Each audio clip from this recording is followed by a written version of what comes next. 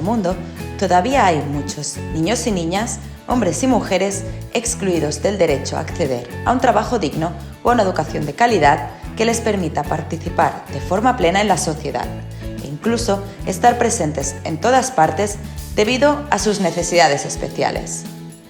Hemos dedicado este tercer ejemplar de la revista Diàlegs a la inclusión educativa, porque pensamos que avanzar en equidad es la respuesta a muchos de los retos del mundo actual y, sin duda, un paso de gigante para la obtención de los derechos humanos fundamentales.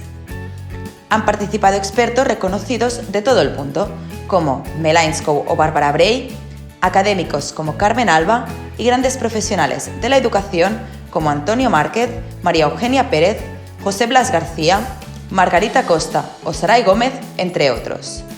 Todos ellos se consideran activistas comprometidos con un mundo y una sociedad más inclusiva.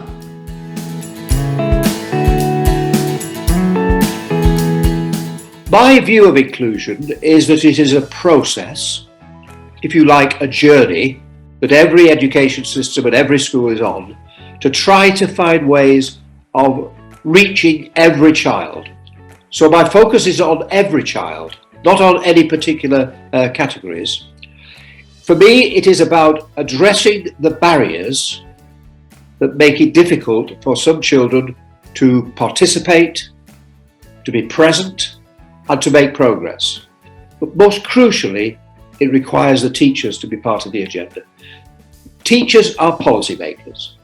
Politicians don't understand this. So what do you mean, teachers are policymakers? So I say, well, you as politicians create policies, but if the teacher doesn't understand the policy, or doesn't believe in it, or misunderstands it, when they close the door and work with the children, that is the policy the children experience, and we have to study it.